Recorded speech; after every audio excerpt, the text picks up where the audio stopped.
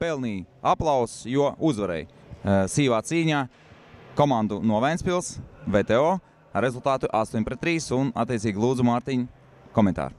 Paldies līdzjutējiem par fantastisku atbalstu šodien. Jā, viņi bija lieliski, labāki nekā spēlētāji laukumā. Nospēlējām, kā vienmēr normāli, ja nerealizējām momentus savus, neiesitām golus. Rezultāti esmu apmierināts, normāli nospēlējām. Sākums bija tāds, kā bija. 3-3 bija ļoti interesanti, bet jūs visu izdarījāt otrajā puslaikā, gūstot 5 bezatbildes vārdus. Tas pati problēma, kas ar tev, 3 sitieni, 3 goli. No Ventspils puses paši nevaram iesist, beigās emocijām neizšķirts. Ja, otrajā puslaiks parādīja, kas laukumā, un, kā es teicu, mēs esam stipra komanda un cīnīsimies par katru punktu katrā spēlē, par katru uzvaru, un kā arī šodien nocīnījāmies. Paldies komandai, paldies puišiem, paldies treneriem par darbu. Mārtiņ, saka, lūdzu, neesi mainticīgs? Es? Nedaudz.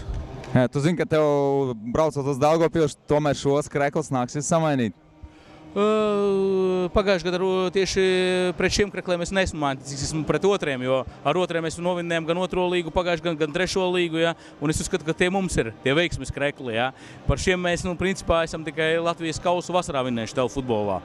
Nu, tad novēlu jums ar pamatkrāsām braukt uz Daugavpili un visus mūs iepriecināt ar sniegumu. Paldies!